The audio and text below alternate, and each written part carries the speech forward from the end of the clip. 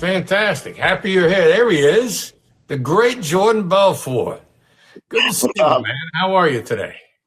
Doing great. Like, cause we got to do a little last second. I'm on my friend's yacht next door to my house because there's a power outage on the entire island in my house, so we could no internet. So we tried to use our phone, it wasn't strong enough. So here we are on a beautiful 100+ foot yacht. So not a bad place to do a little fireside chat. Yeah, very nice. I appreciate you tackling all the challenges today and jumping on. No problem. It's good to see you. You were gracious enough to have me on your podcast some time back. I appreciate that. And I got to tell you something. I've been going back through the book. Look, I got to tell you something. If you're studying negotiation, if you're studying human communication at all, the number of books you got to pick up. And this is absolutely one of those books. There's a reason why this book continues to sell extremely well, because it's packed full of good information, harvested from a talented guy who clearly understands human nature and it did his best to package it and continues to help people get better at communication. So, I'm grateful of representing Thank one of the you. many people that's learned from you. I appreciate it a lot. Appreciate that. Yeah, man. So Awesome. let's go back a little bit. Your emotional intelligence at a very high level. What do you think? How do you think it got started? What first got you interested in communicating effectively? Can you reach back and pick out any moments in time? It's a very good question. It's been I've been asked that question many times. Never, usually not as emotional intelligence. What makes you a great salesman? Where did it really start? And on some level, it really is about emotional intelligence. I think the ability to not just read people, by their body language or their tonality or the words they say, but to also be able to step in their shoes and understand like what they might be feeling, what they would want to hear. I don't mean that even in a manipulative way, but in order to get your point across, what does someone need to hear to feel certain that that you're making sense, that you're on the level, and that your point is valid?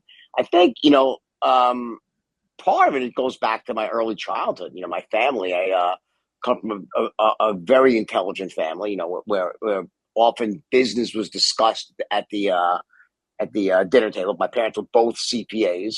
And my mother had very, very high emotional intelligence. She still does. She's 91 and she's still kicking ass, by the way, at 91 years old, still How's, sharp as a tack, you know? how's your And mom doing? Your mom's doing well, she, right? Your yeah, mom's well, doing so good? we were going to have do this fireside chat maybe a month or so ago. And my mom at the last second had to go to the hospitals. Yeah, it was pretty touch and go for a few days, but she's great. She just came to visit us in Florida. She's back to full. I got a hearing aid, so her emotional intelligence is back up to full throttle because she was having trouble hearing, right? But anyway, so my mother had very high emotional intelligence. My dad was, I think, the opposite. Brilliant guy, but just not really adept at reading other people, or maybe he did but didn't give a shit. you know, it was just possible as well. But I think my mother was incredibly adept at it, and I think on some level I picked it up from her tonality, because she, I watched her always trying to calm down my father, who was, had a tendency to fly off the handle. He was a great dad and everything, but well, high strung. And I think also naturally, I think some of us are innately more gifted in that department. It comes easier to us, and that's not to say that it can't be learned and can't be mastered and certainly improved significantly, right? But I think I was naturally good at it. I naturally had good tonality. And then so by the time I hit my early teens and became really interested in making money, and I started to try to do little things, whether little hustles, like whether it was even younger, going to the supermarket and helping carry people's packages, or having a paper route and knocking on doors to expand that, and ultimately really at the age of 16 when I started selling ices on the beach, making a lot of money. I started to keep honing those skills, those natural inborn skills. So I think by the time I really got into sales at 21, more door to door, where you had to convince someone that wasn't really expecting to be sold and do it very quickly. I think that's when I really took everything I'd learned and naturally I'd been sort of, just by processing the world around me, and started applying it in a very specific context to close a deal. And I think on some level, those door-to-door sales, like they really are like, it's like Navy SEAL boot camp for learning how to close, especially when there's no leads being generated for you. So yeah, I think that's really sort of the journey. And ultimately, I perfected it over the years and started teaching it to others. Yeah, well, there's a couple of things that you said that really sort of jump out at me, and I'll start with one of the last things because I've had Mark Cuban on a couple of times, but I do remember him reading some comments he made before. Basically, door-to-door sales is a key. I mean, that kind of experience where you're on your own, you got to tackle rejection and a vastly high amount of repetitions, and like there's no net, so you're walking a tightrope, Exactly.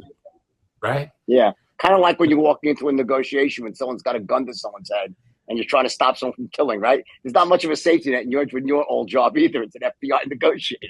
You got to get it right really quickly, right?